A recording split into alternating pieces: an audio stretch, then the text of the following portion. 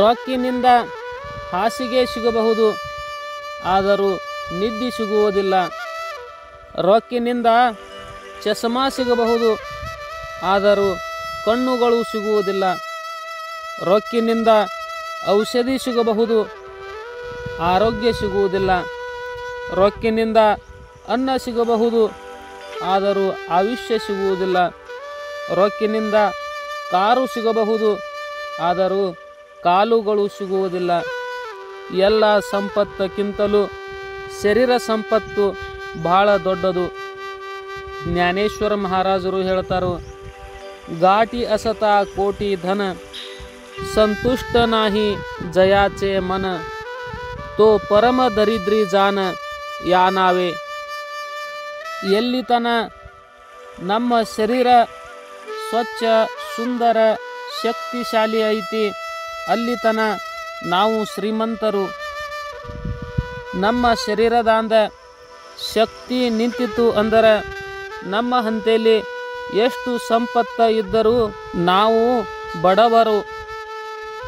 ಅದಕ್ಕೆ ಬಂಧುಗಳೇ, ನಮ್ಮ ಶರೀರದಾಗ ಶಕ್ತಿ ಇರುವುದರಾಗ ಮುಪ್ಪು ಬರುವುದರಾಗ ನಾವು ಒಳ್ಳೆಯ ಕಾರ್ಯವನ್ನು ಮಾಡಬೇಕು, ಅಧ್ಯಾತ್ಮ ಜ್ಞಾನವನ್ನು ಪಡೆಯಬೇಕು.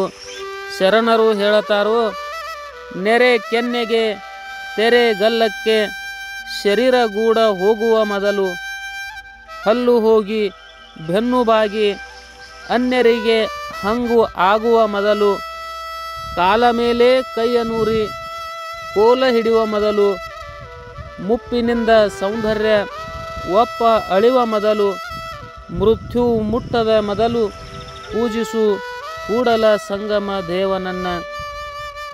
ನಾವು ಆ ಪರಮಾತ್ಮನನ್ನು ಯಾವಾಗ ಭಜಿಸಬೇಕು ಅಂದರೆ ಯುವಕರ ಇದ್ದಾಗ. ಸಂತ ಜ್ಞಾನೇಶ್ವರ ಮಹಾರಾಜರು 22 ವರ್ಷ ಇದ್ದಾಗ ಜ್ಞಾನೇಶ್ವರಿ ಎಂಬ ಮಹಾನ್ ಗ್ರಂಥ ಬರೆದರು. ಅದು ಎಂತಹ ವಯಸ್ಸು, ಅದು ಎಂತಹ ಜ್ಞಾನ. ಈ ವಿಶ್ವದಲ್ಲಿ ಇದ್ದಂತಹ ಎಲ್ಲ ಮಾನವರು ಆ ಭಗವಂತನ ಸ್ವರೂಪರು. ಎಲ್ಲರಲ್ಲಿ ಆ ಪರಮಾತ್ಮನ ವಾಸ ಐತಿ. ಎಲ್ಲರಲ್ಲಿ ಸದ್ಗುಣ ಸದ್ಭಾವ ಇರಲಿ. हे विश्वच माझे घर ऐशे मती जयाचे स्थिर किंबहुना चराचर ವಿಶ್ವಚ ಜಾಹಲ. ಈ ವಿಶ್ವನ ನನ್ನ ಮನೆ. ಈ ವಿಶ್ವದಲ್ಲಿ ಇದ್ದಂತಹ ಎಲ್ಲರೂ ನನ್ನ ಬಂಧು ಬಾಂಧವರು. ಎಲ್ಲರಿಗೆ ಒಳ್ಳೆಯದಾಗಲಿ. जे कळांची व्यंकटी सांडो तया सत्कर्मी रतिवाडो भूता परस्परे पडो मैत्र जीवांचे. ಎಲ್ಲರ ದುರ್ಗುಣ ದೂರವಾಗಲಿ. ಎಲ್ಲರಲ್ಲಿ ಸದ್ಗುಣ ಸದಾಚಾರ ಮನಸ್ಸು ತುಂಬಲಿ. ಈ ಜಗತ್ತಿನಲ್ಲಿ ಇದ್ದಂಥವರು ಯಾರೂ ಕೆಟ್ಟವರಲ್ಲ. ಗಾಳಿ ಕೆಟ್ಟದ್ದು ಅಲ್ಲ.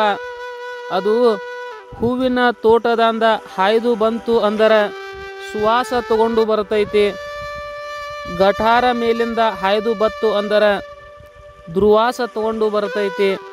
ಅದೇ ರೀತಿ ನಾವು ಎಲ್ಲಿಂದ ಹಾಯ್ದು ಬರುತ್ತೀವೋ, ಎಂಥವರ ಸಂಘ ಮಾಡುತ್ತೀವೋ ಭಾಳ ಮಹತ್ವದ್ದು. ಒಂದು ಮುಟ್ಟಿಗೆ ಶೇಂಗಾ ನಾವು ಗುರುಗಳ ಕೈಯಾಗ ಕೊಟ್ಟರೆ ಪ್ರಸಾದ ಆಗತೈತಿ.